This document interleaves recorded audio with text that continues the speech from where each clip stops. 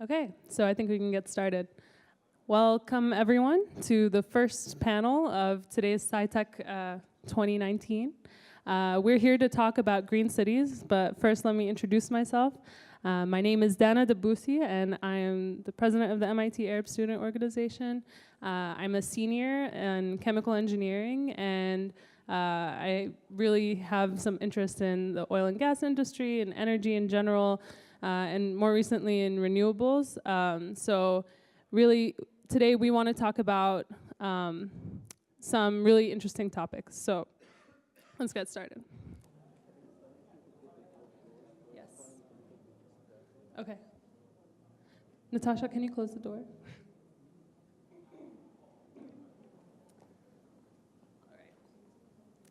So for the past few decades, hydrocarbons have enabled global prosperity and improved quality of life. However, with rising populations, increased need for access to clean, reliable, and affordable energy all around the world, as well as a need to address climate change and make some impact in that regard, these have all become global issues that need to be addressed. So why are we here today? Cities are at the intersection of these issues, especially in the MENA region,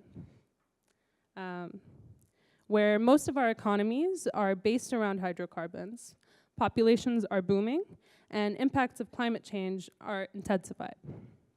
Can we develop greener cities that are sustainable, but that allow us to meet the growing needs in the region without compromising anything? So this is really about development and sustainability. And we have the perfect group of people here, amazing panelists to talk about this. First, we'll start off with Professor ElTahir, who is a professor of environment and civil engineering at MIT.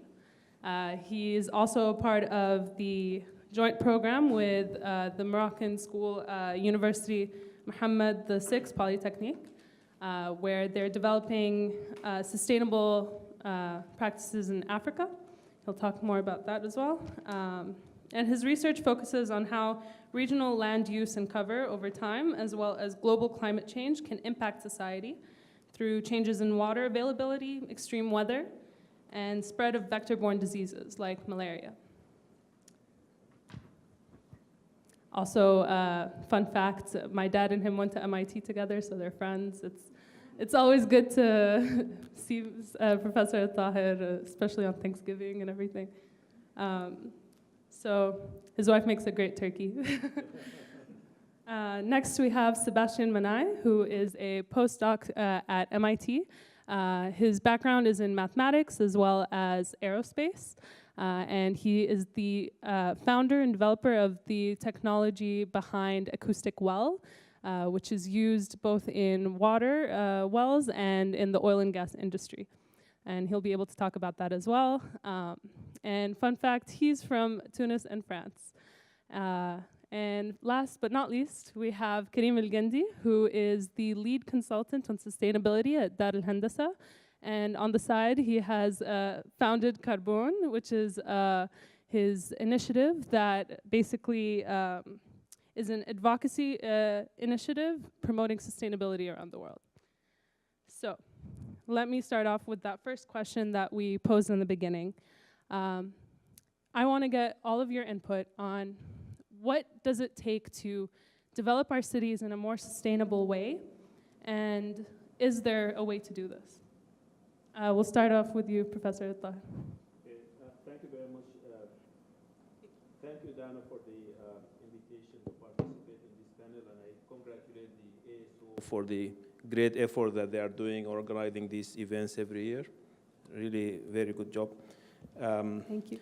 You know, when I started thinking about what to really share with you in this short time in this panel, focusing on the MENA region, the Middle East and North Africa, it just occurred to me something that I never thought of that clearly, which is if you look at global society now and what trends we are facing, significant trends that I think are important we are facing. One of them is that the global population is rising, and is rising significantly. The chemical composition of the atmosphere is changing, and changing rapidly. The impacts of climate change are real. We are already feeling them, and we are going to feel more of that.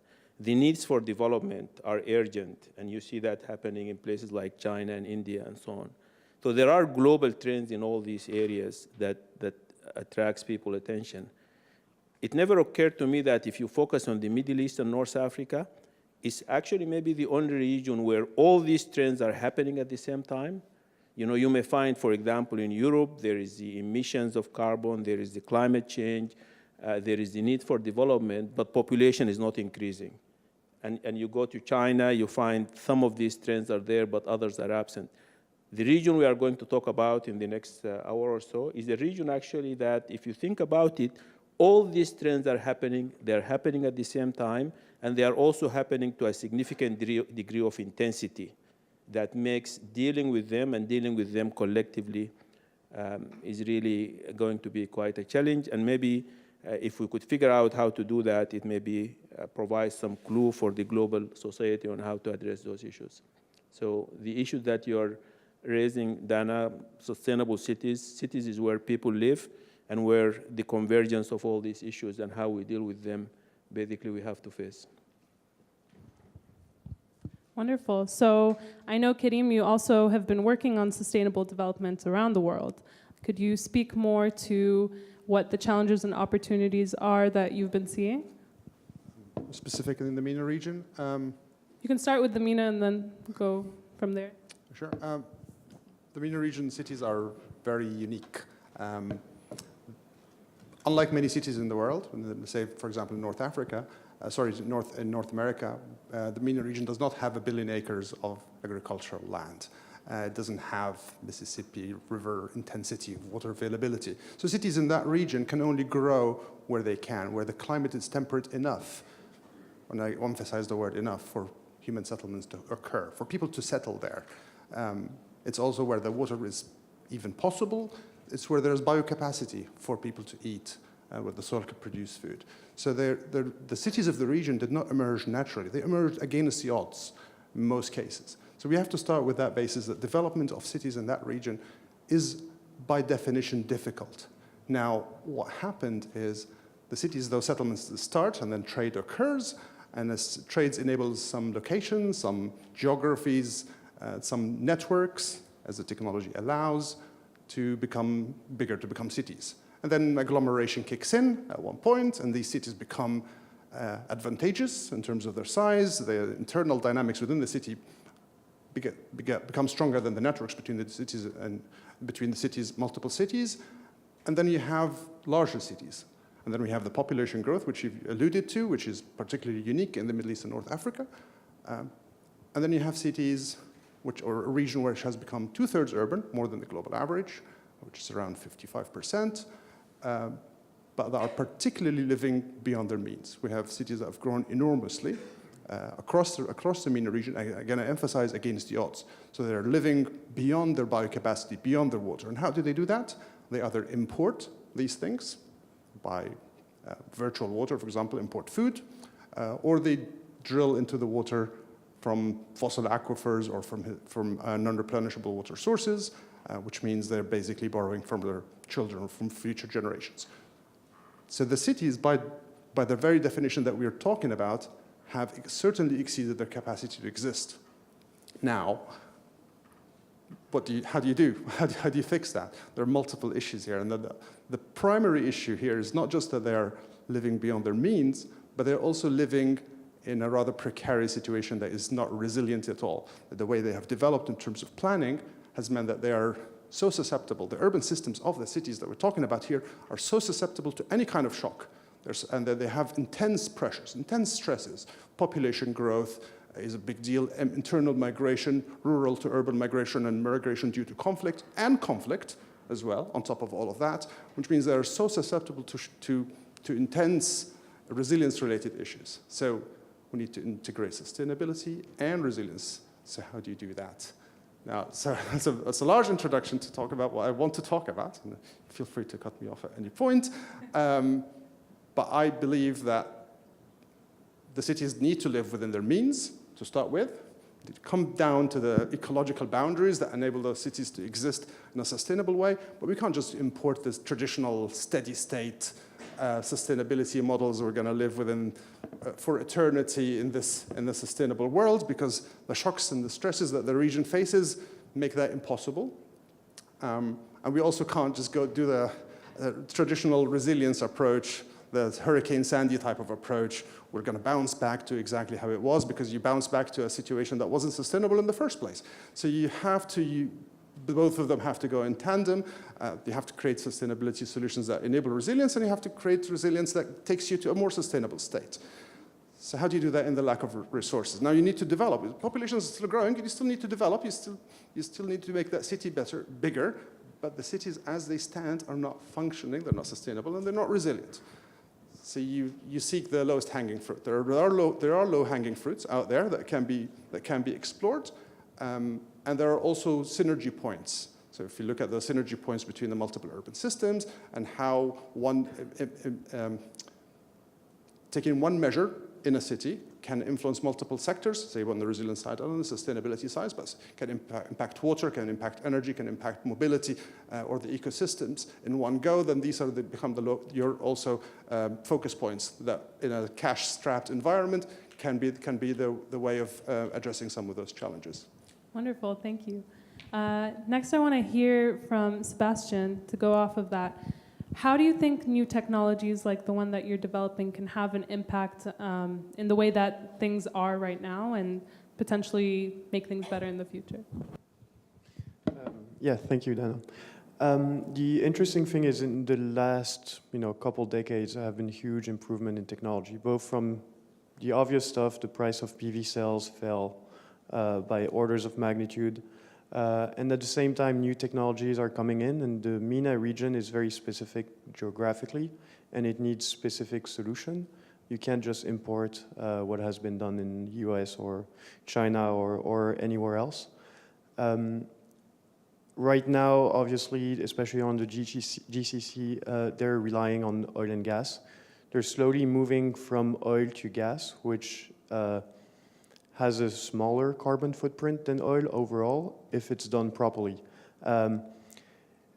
Very recently, I would say in the last 2 years, people are realizing that natural gas methane isn't that clean because it is a relatively a cheap product, and the whole piping system, the whole production line were not optimized that well, and they leak a lot.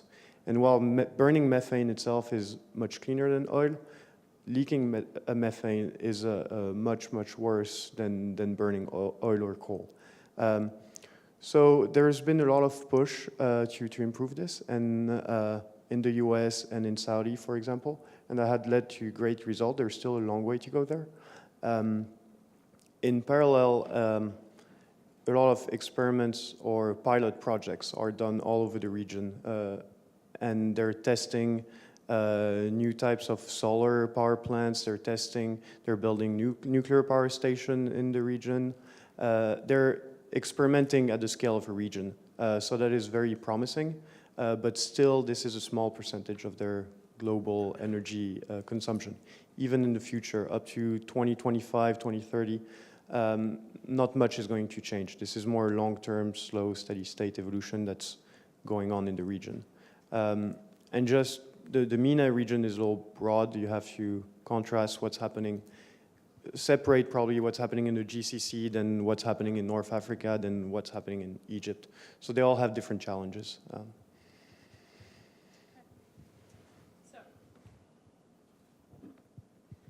To go off of that, many of the regions or many of the countries in the region are aware of climate change and its terrible effects, but haven't really done much to address it. Are there cases where there has been successful implementation of an awareness that you can speak to, Professor ElTahir? I know you worked with Kuwait for a while, and you've been to Qatar, so can you tell us more about in the Gulf, where the regions are so dependent on income from hydrocarbons, what they can do, what they need to hear about climate change, really? I think when it comes to climate change, there are two sides to it. There is the side of the drivers, the emissions of these greenhouse gases and where they come from. But there is also the side of being in the receiving end, which is facing the impacts. And as I was started in my introductory comments, I think this region, whichever of these processes you look at, you find examples and you find the striking examples. For example, when it comes to emissions, I mean, many people would be surprised to learn that, you know, Saudi Arabia is listed as the highest emissions per person in the world. When I first faced this fact, I was actually quite surprised because I thought the US is the gold standard in pollution and emissions. And here you have not only Saudi Arabia, there are other countries in the region that basically emit more. And it's not surprising if and I do travel in that region, if you travel there and you see the patterns of consumption, what kind of cars people drive, how much electricity they consume, and how much water they consume produced through desalination and so on, it's not surprising that these countries will stand out as the highest emitters per person. So I think as a theme that's going to emerge in most of my comments, you know, when it relates to emissions and the climate change issue that you emphasize, I think a lot of these are rooted in cultural norms that has to be first recognized, and that's maybe a forum like this could help us all recognize that there are cultural norms that are not sustainable in the region, and then maybe we have to address them, and I have a lot of, I'm optimistic that there is going to be a lot of, in the future generations, the young people are going to maybe adopt cultures and norms that are going to be part of the solution. So that's one side of the climate change, which is emissions. On the other side, there's the side of the impacts. And some work we have done here at MIT in my research group points to the fact that the area around the Persian Gulf, for example, is going to be one of the most impacted by heat waves. Very lethal heat waves are projected for that region if we continue in the path that we are taking business as usual. Work we did in other parts of the region, for example, in Egypt, points to increases in variability in Nile flow, droughts in other corners of the region. So there are going to be significant impacts that are going to be faced by the countries of that region. And so that points to the fact that, you know, changing these cultural norms, participating in a global process of limiting emissions of greenhouse gases and limiting the changes in the chemical composition of the atmosphere could not only be of benefit to the global environment and the global human population, but there are benefits to be gained by people who live in that region, because the intensity of the impact that I talked about may not be as severe if people start taking action now. When we spoke earlier, Karim, you talked about how there needed to be actions taken for, you said in your work that, correct me if I'm wrong, you were working on resilient cities that could, since you're anticipating all of this change in the region, you were developing cities that were resilient. How much do you think that this falls into rising sea levels or any of the things that Professor ElTahir was talking about? So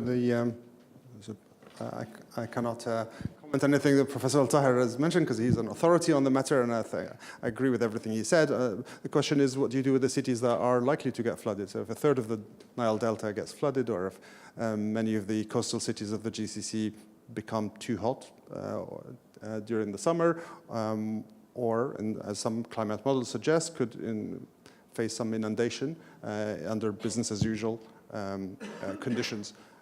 So how do you design a city as a result, and how do you deal with that?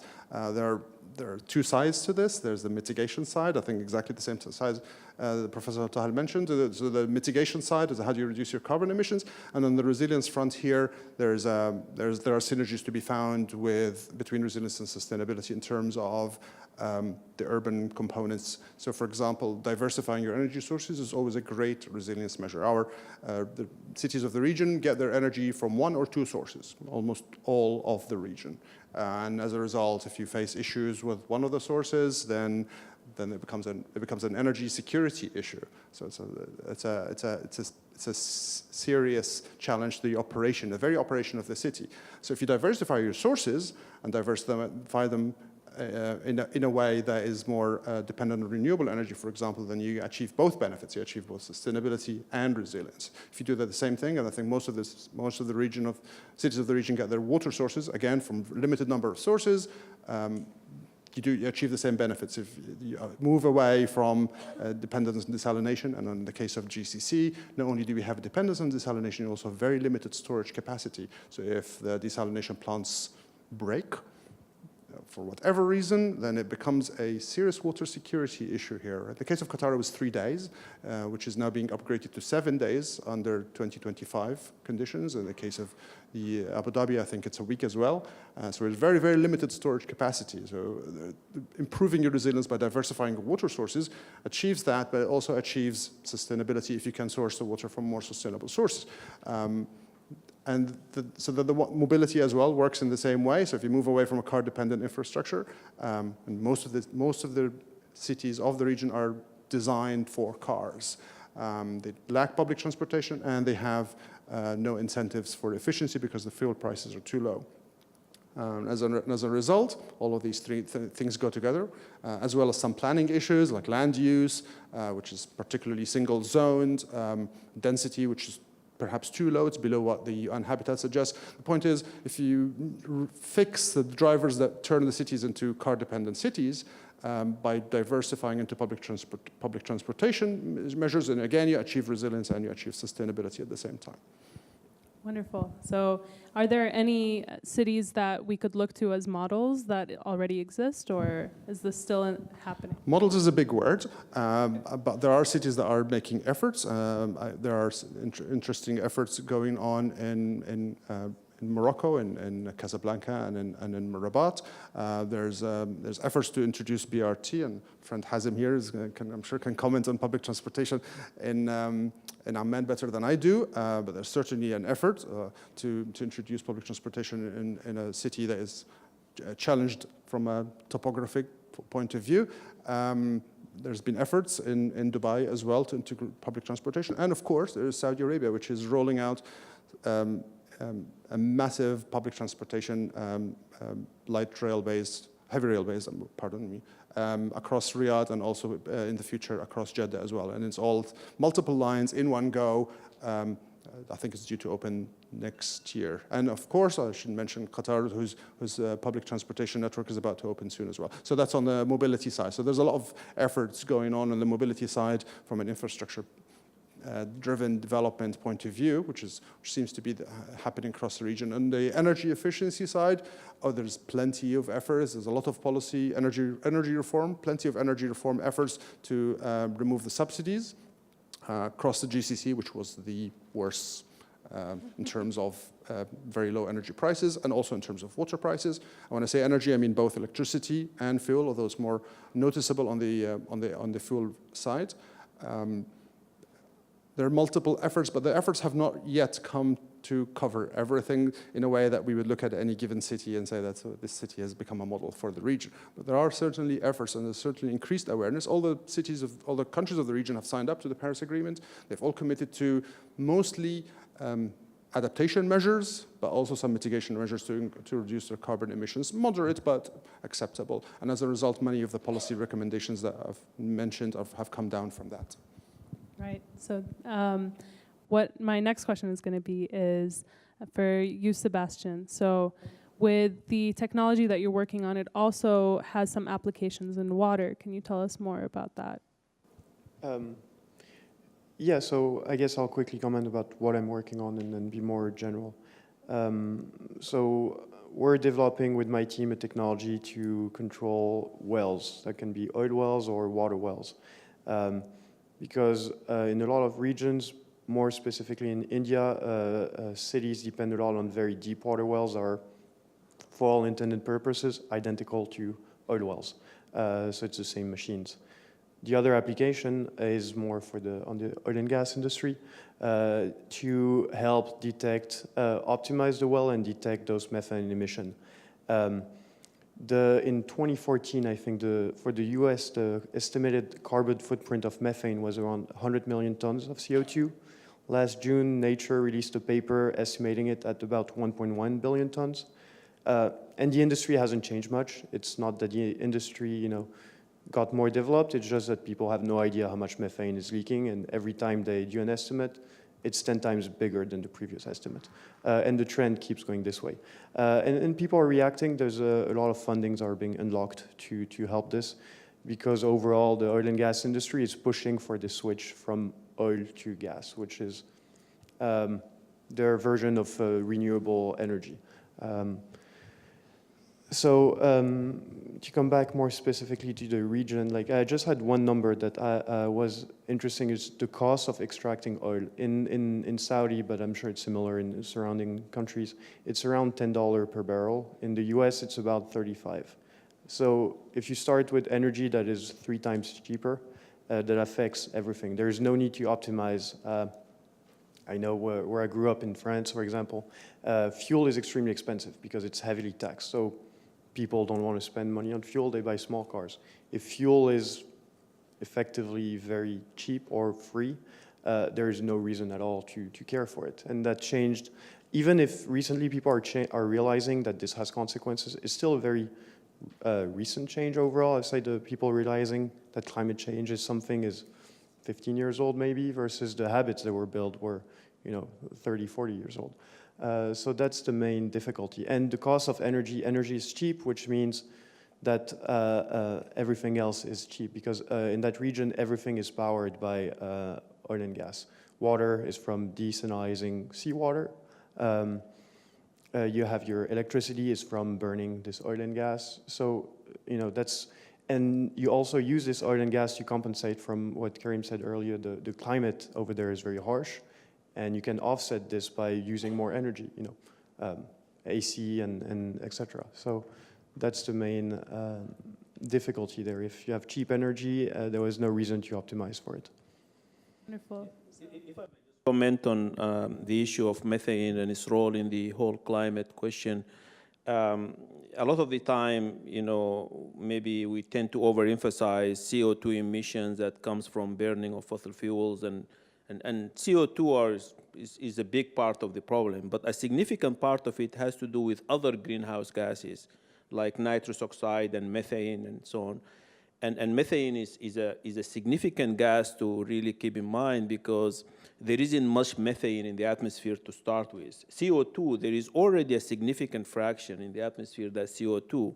So when you add more CO2, it's happening in a region that's close to being saturated in the electromagnetic spectrum of radiation. While methane, when you add methane to the atmosphere, molecule for molecule, methane is more effective because it doesn't have much competition from other molecules in the atmosphere. So we have to keep a special consideration for changes in the concentration of methane in the atmosphere. And that's why efforts like what Sebastian is talking about, limiting leakage of methane, which is a major source of it. Even here in the Boston area, I am aware of a study that documented that there is a lot of leakage happening with significant emissions. It's also related to this whole cultural, sometimes people talking about, how much responsible for climate change you become when you eat meat, red meat, because cows is a big source of the emissions for methane.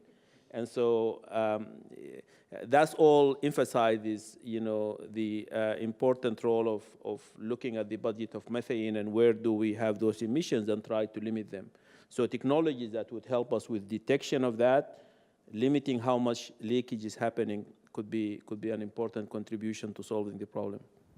Yeah, I definitely see that there's different technologies that need to be used, and limiting it would be a a step in the right direction.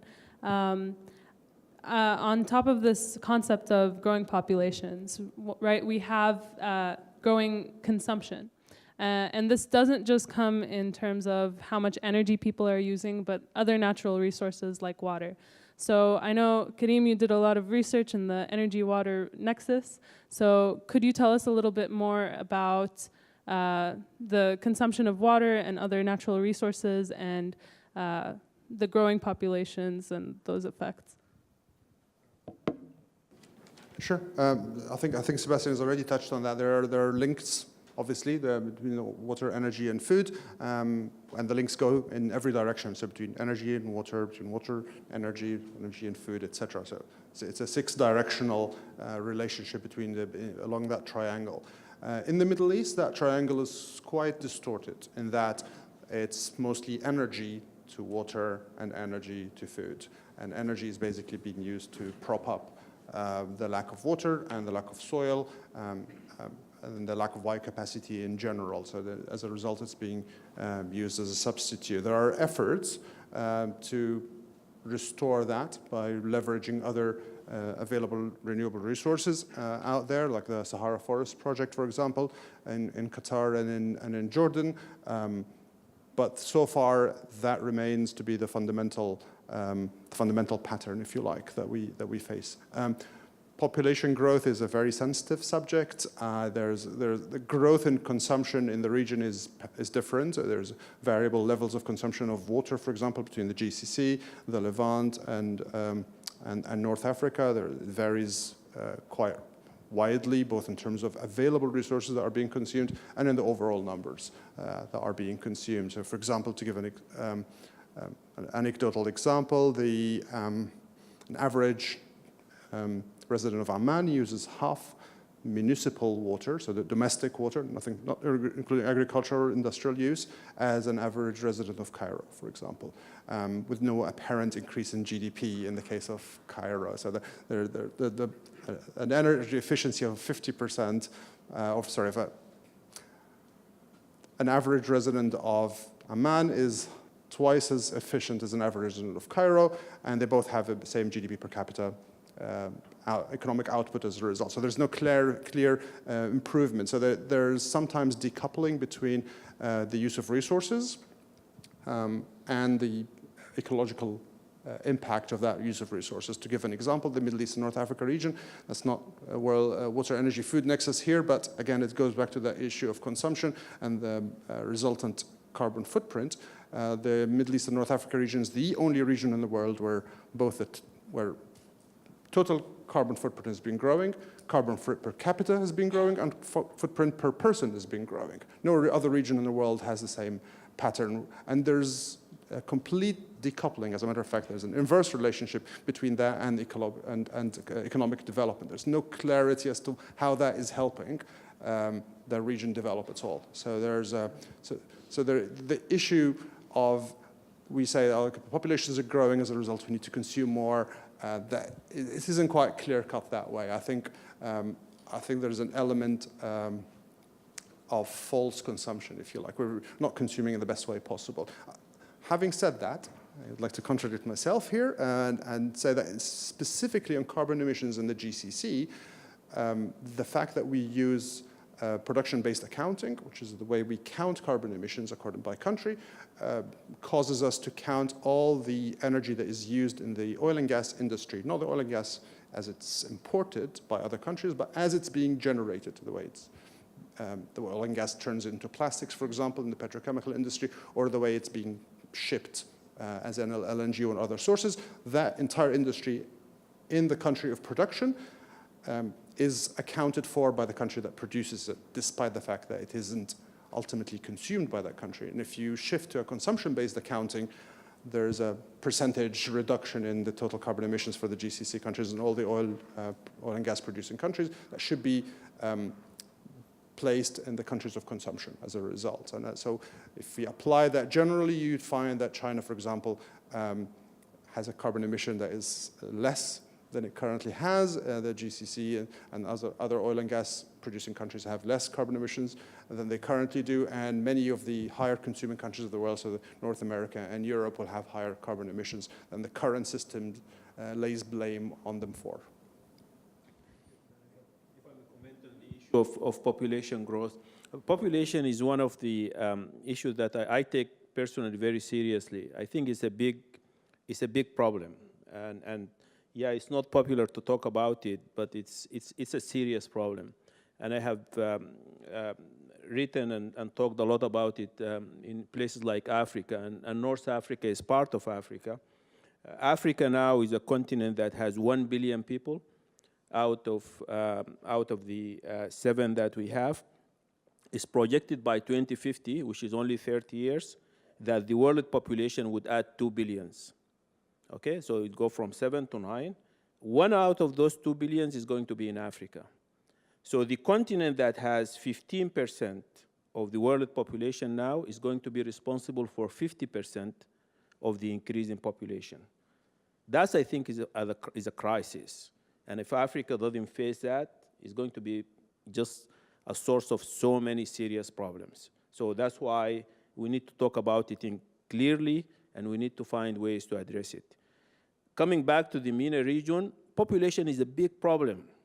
You know, let me tell you, Dana talked about when I came to MIT in 1988 as a graduate student. Since then, the population of Egypt doubled. In 25, 30 years, the population of Egypt doubled. The population of Syria doubled. And so on. You could go through these countries. And there are consequences to that. I have seen research papers that, you know, the conflict in Syria, and the migration that happened and so on, it has a set of complex causes behind it. Population is one of them, one of several, okay? Egypt, until recently, is the largest importer of wheat in the world. Think about that. You know, this is one thing that countries in the region like number 1. Egypt, until the last time, today I looked at statistics, Indonesia, which is another Muslim country, just like, you know, now number 1. Egypt is number 2, just by little. The largest importer of wheat in the world. So you have a huge population that's fully dependent in its food security on importing the food.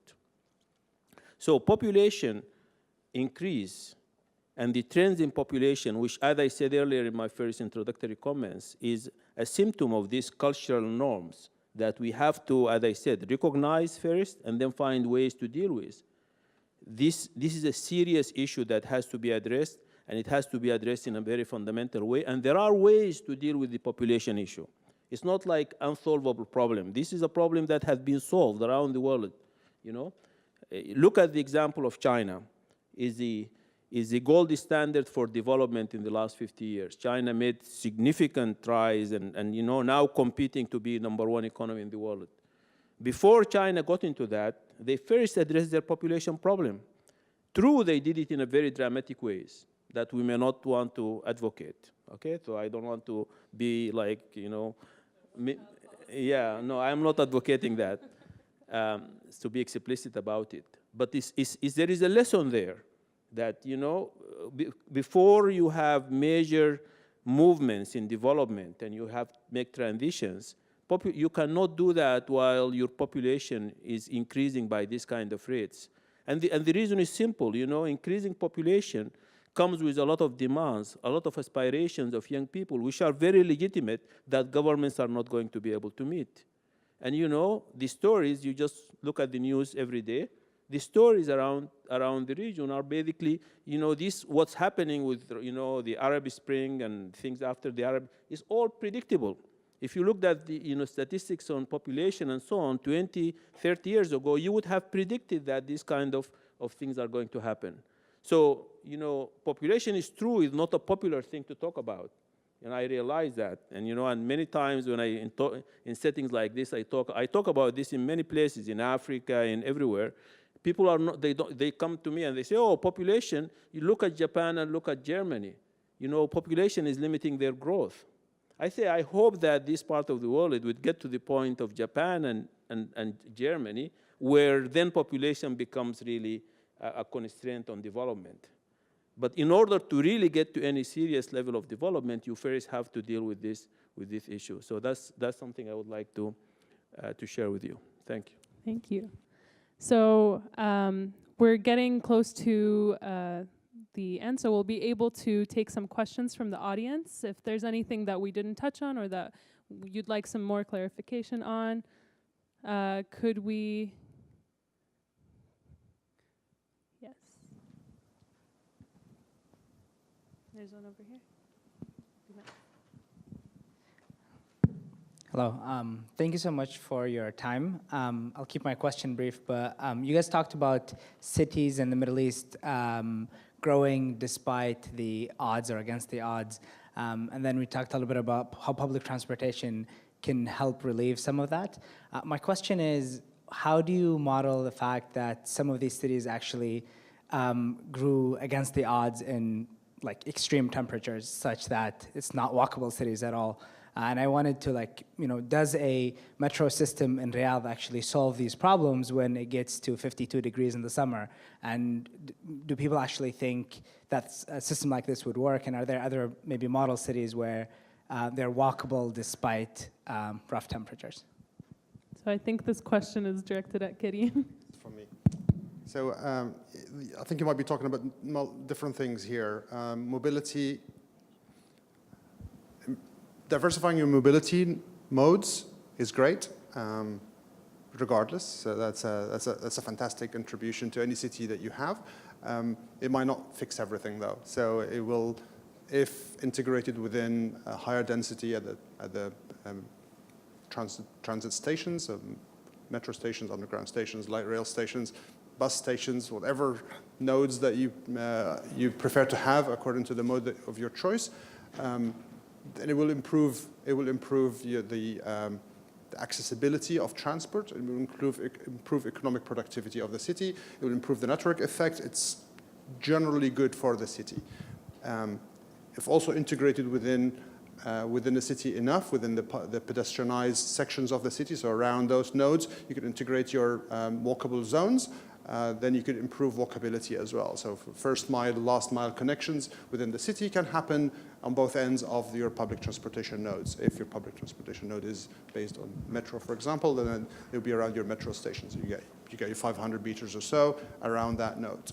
So that's one way to do it. Now, can you walk 500 meters is I think the question that you're alluding to. If the temperature is too high, well, mobility won't fix that, but you can have other measures to improve this. You could shade your outdoor spaces as much as you can. Now, if the temperatures reach the levels that Dr. ElFatih is predicting by the end of the 2070, I think is the nearest that would happen, then no, you can't. There's these lethal levels of extreme heat. I don't think you could possibly survive that for any period of time. But if they are usable for 9 months of the year, then that's good news. You've certainly improved the city. So there are limits, yes. The odds are high, but there are ways in which you could improve it if you choose to live in this region for the next generations. If the next generations of the region want to stay, there are ways to improve it. I don't know if the alternative is, should we move somewhere else? I don't know if that's what you're suggesting here.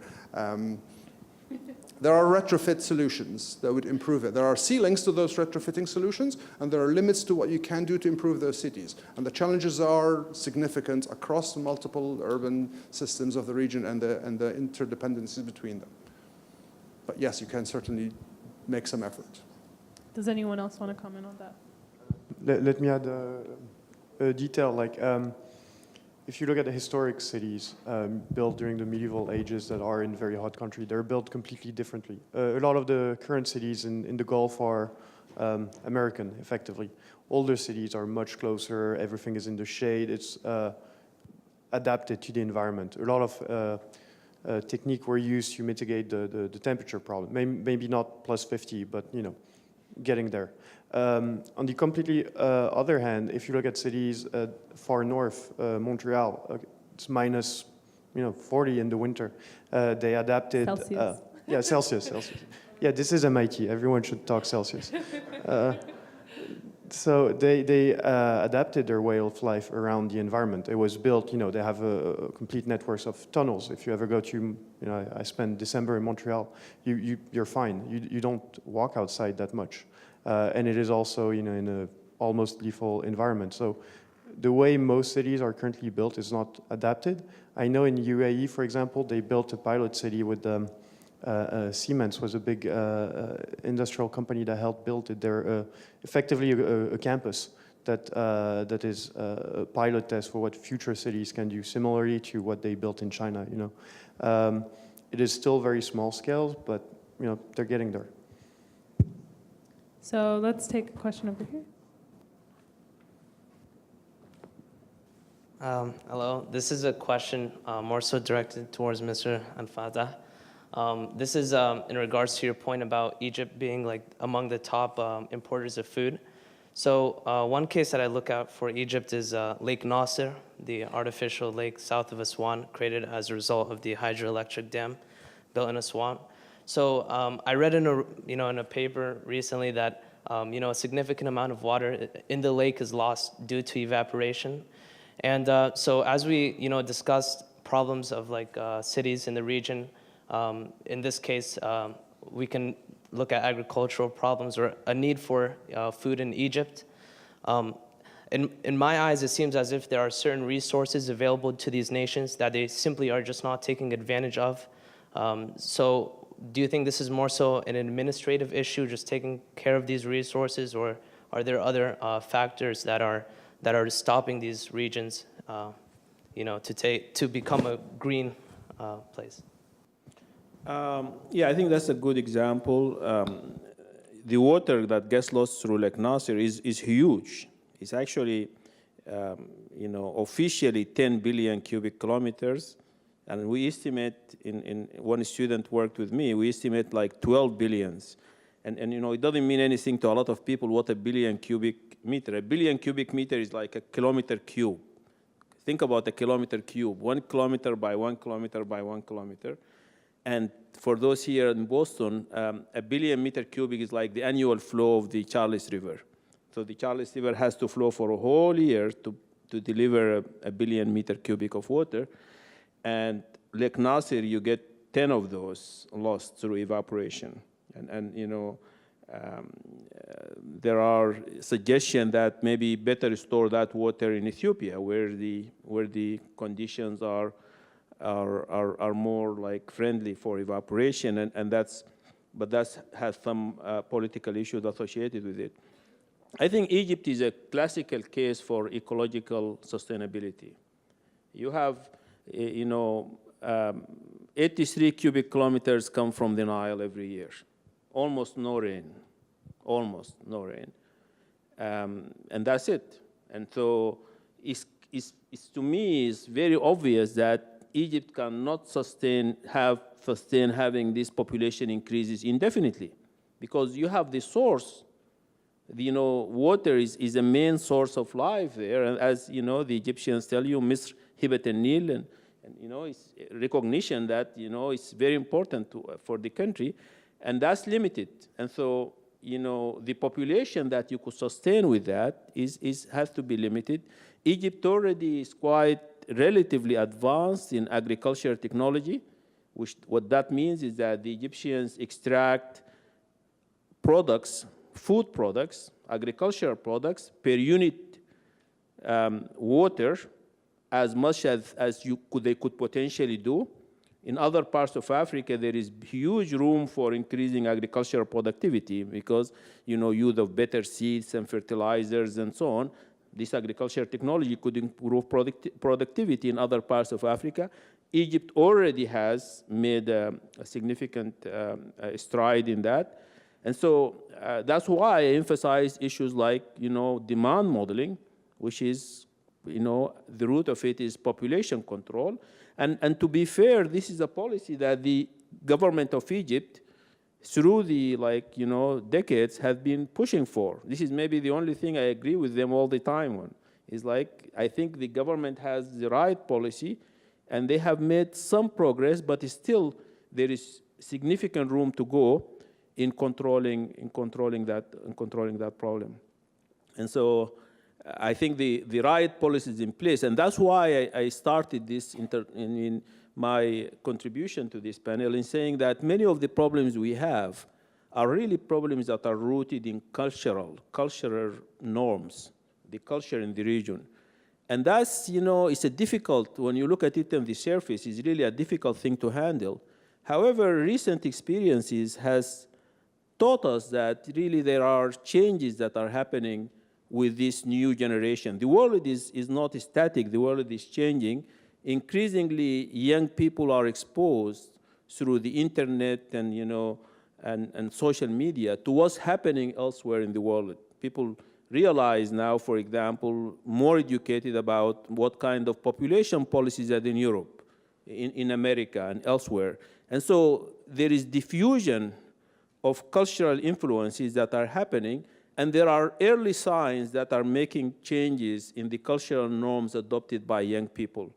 And so there is a hopeful message that some of these problems that are rooted in our culture, in the future, we may see changes happening on them and changes happening in relatively short times.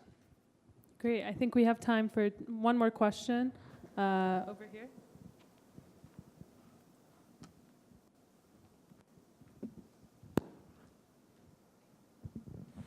So, hello all, and a great welcome to Professor ElTahir.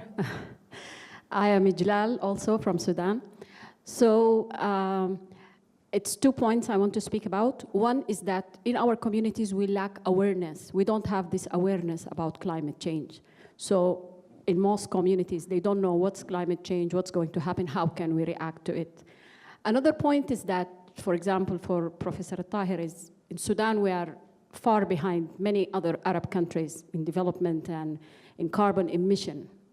So can we just skip this and we skip all this development era, and then we come to a point where we start from our local values, local communities, what their traditional means of combating heat, what do we have there? So I think we have a lot of heritage and principles and values in our traditional neighborhoods that worth speaking about and having research about it and things like that. I think we can learn a lot from what is there.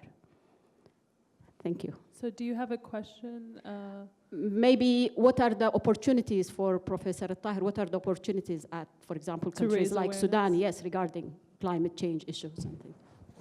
There are opportunities in things like solar energy, for example.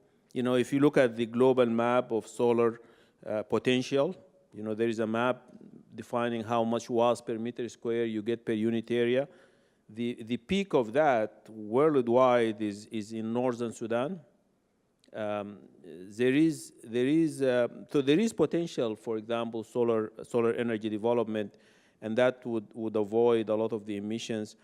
Other traditional approaches is really in how people build homes, and I think there was Sebastian basically alluded to that earlier, that the traditional way of building cities in the region, not just in Sudan, broadly, and how cities, for example, if you go and I have been recently in Marrakesh, you go into the old city of Marrakesh, or you go Fas, or you go even some parts of Cairo and some parts of North Sudan.